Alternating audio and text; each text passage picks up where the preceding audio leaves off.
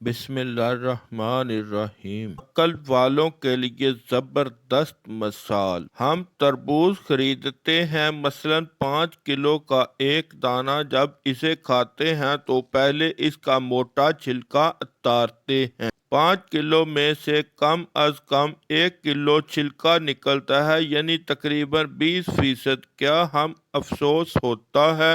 کیا ہم پریشان ہوتے ہیں؟ کیا ہم سوچتے ہیں کہ ہم تربوز کو چھلکے کے ساتھ کھا لیں؟ نہیں، بالکل نہیں۔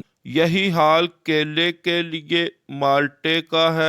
ہم خوشی سے چھلکا اتار کر کھاتے ہیں، حالانکہ ہم نے چھلکے سمیت خریدا ہوتا ہے۔ چھلکا پھینکتے وقت تکلیف نہیں ہوتی۔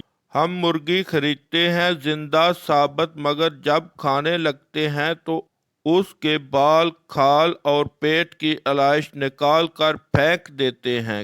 کیا اس پر دکھ ہوتا ہے؟ تو پھر 40,000 میں سے 1,000 دینے پر، 1,00,000 میں سے 2,500 دینے پر کیوں ہمیں بہت تکلیف ہوتی ہے؟ حالانکہ یہ صرف 2.5% بنتا ہے، یعنی 100 روپے میں سے صرف 2.5 روپے۔ یہ تربوز، کیلے، آم اور مالٹے کے چھلکے اور گٹھلی سے کتنا کم ہے۔ اسے زکوٰۃ فرمایا گیا ہے۔ یہ پاکی ہے، مال بھی پاک، ایمان بھی پاک، دل اور جسم بھی پاک اور معاشرہ بھی خوشحال۔ انشاءاللہ امید ہے میری بات آپ متفق